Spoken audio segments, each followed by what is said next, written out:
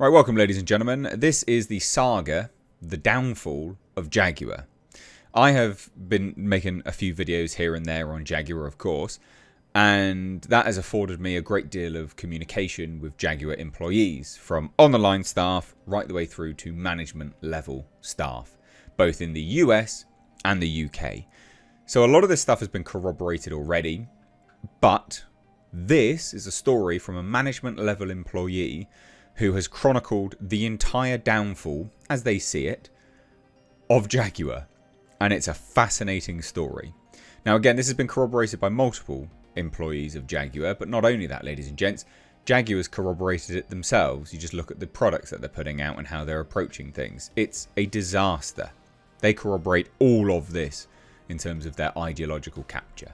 So we're going to take a look at this. Please do hit subscribe if you're a returning non-subscriber. I see you guys. I know there's a lot of you that watch that are not subscribed. It'd be great to have you on board, being notified when I upload videos.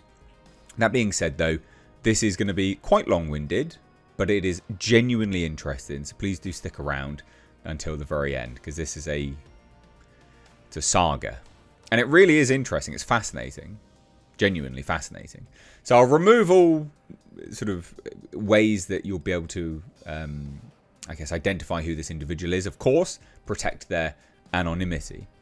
But this is an individual that is a management level JLR employee, and they are UK based. Right? They're not on the line, but they're in management and they're privy to management discussions. They came out and confirmed to me that the DEI thing has become increasingly insane at JLR since Adrian Mardell took over. Adrian Mardell is the current CEO. He's the individual that took Jaguar to a pride parade for reasons, I guess. But what's interesting is that Adrian took over rather unexpectedly. So he was promoted from CFO to CEO, and that was basically because the previous CEO, Thierry, suddenly resigned, and no one really knows why. He just was like, I'm off. See ya. Basically. But the DEI training actually started under Thierry, which is interesting. So under Thierry, JLR suddenly got mandatory DEI training to uncover, quote, unconscious bias and white privilege. This was all done on Success Factors, which is JLR's internal HR training development site system. It's like an internal system, basically. That's what it is. Now, that provoked a lot of grumbling from individuals at the time. People were like, what? No, what the hell is this crap? Which is fine. Good. Thank you, JLR, for pushing back on this nonsense. Now, that also included a lot of negative feedback via Pulse system. Now, Pulse is how JLR employees share feedback about the company and what they want to change.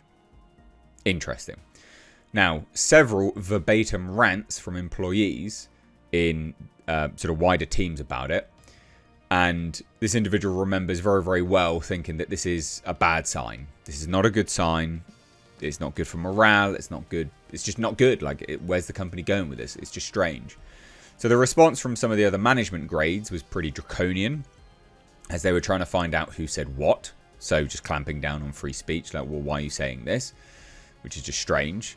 They claimed because they wanted to address it. But this individual personally suspects that it was more for discipline, basically. So, you gave that kind of feedback. I don't approve of that, so I want you to be disciplined.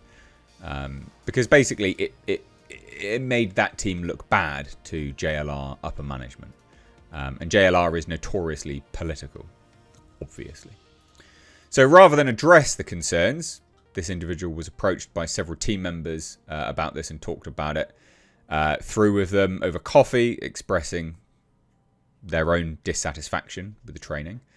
So that's fine, and this individual has said, hey, look, they identify as right-wing politically, full disclosure, which, thank you, it's good to know. But basically, this individual said, yeah, look, I'm gonna raise it with HR, but HR chose not to address it at all. So the mandatory training became voluntary in the next few months as it generated a lot of internal complaints. This is, again, all under Thierry, sorry. Things then went kind of quiet for a while, and then they'd hear sort of rumblings every now and again.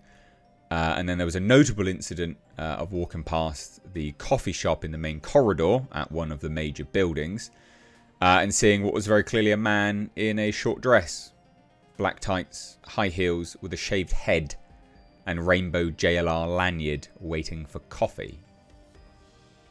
So that goes to show that the sites had become increasingly ideologically captured. So that obviously got this individual very, very concerned. It's not appropriate for the workplace to dress like that. It's just not, especially in a main office where visitors come and go. Like, that's just strange. It's just strange behavior. Now we get on to the saga of Adrian. So Adrian took over and has now implemented changes around the business. So they have seen more and more of the woke insanity appear. And as of recent months, it has been near constant.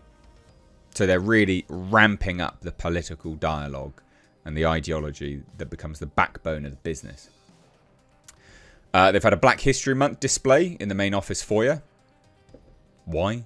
Also a Black History Month wrapped Land Rovers with displays that suggest black people have been systematically discriminated against within JLR. They obviously haven't. And that one quote in the said display is that they wanted to see more black board members rather than simply promoting on merit. Where have we heard all of this before? With corresponding JLR internal events, including one where you had black employees basically lecturing the white employees. Amazing. This is what Jaguar has become, guys. Once great British brand. So the LGBTQ flag is flown during the entirety of Pride Month. And they're also treated to Pride-wrapped vehicles, Pride displays in the office foyer, and special Pride events within the business, and so on. There's a bunch more, but it's just kind of the same, basically. So suffice to say, Remembrance Sunday, while still marked, doesn't actually get anything at all. So there's basically just a big plastic poppy in the entrance, and that's it. Well, entrance and the roundabouts. That's it. That's shit. So it goes to show the ideological capture. So it feels like JLR doesn't want to be seen as British anymore and is explicitly rejecting that heritage. So this has caused the grumbling to turn into louder grumbling from the employees. And this individual, once again, had seen a lot of these complaints come through on Pulse. Verbatim comments from the white employees, British and otherwise, feeling very alienated and upset by it all, with little ability to say anything. Now, it's important to keep in mind is that this is a broader, very white-collar department, and they themselves, this individual themselves, can't actually see what's being said in the other, more sort of on the factory line departments.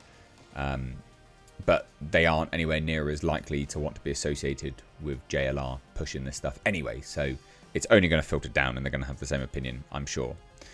So here's an interesting thing. So this advert, that advert that came out of the blue. That came completely out of the blue to most people. This individual wasn't surprised, but was extremely disheartened as someone who's been with JLR through many of the bad years. As well as some of the spectacular ones.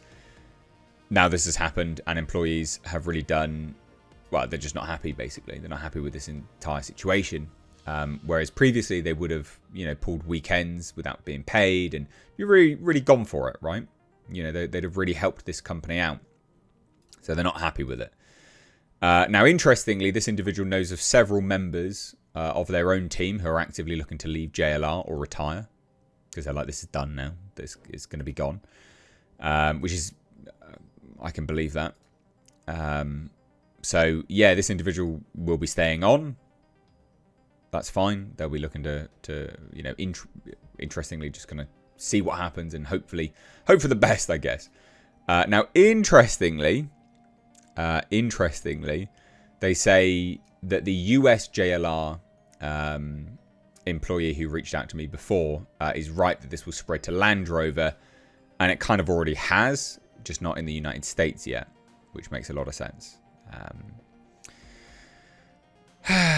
So yeah, there you go. Now this individual specifically says, if you want the source of this nonsense, quote, can't we just design and make cars for heaven's sake? You are right, it comes from the very top.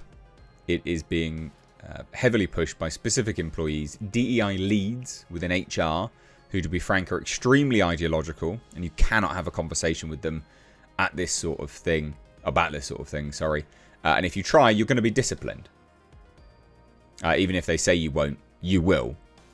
It's that kind of vindictive approach that people take, isn't it? That passive-aggressive, I'm going to discipline you, but I'm not going to tell you that I'm disciplining you. So that's why the comment about negative comments from, about the advert on Jabber is so alarming, because while JLR Business Protection, Internal Security, are a nice crowd, the people that will be doing this aren't them, but rather HR, and JLR HR aren't known to be particularly forgiving nor rulebook following, especially in the last few years. So in a previous video, I revealed that there's a lot of internal discussion about this on Jabber, it's their messaging board. And yeah, they're going to be pushing down on this and not being very, very happy about it. And apparently they're going to be really vindictive. So yeah, there you go. It is what it is. It's a shame, but I would obviously thank this individual for reaching out to me. And this just goes hand in hand with all the other stuff that I've been told. So it came down from the very, very top. Thierry started it. Adrian continued it. They need to get this shit under control. You're going to be selling £150,000 cars. Probably $250,000 in the States. And you expect to keep staff? Keep it? No. This is dead. This is a dead business. But there you go. The downfall of Jaguar started under Thierry. In terms of the DEI stuff anyway. And has been pushed ideologically, radically left-wing, radically woke by Adrian Mardell. Let me know your thoughts down below. I'd love to hear it. Take care. Bye-bye now.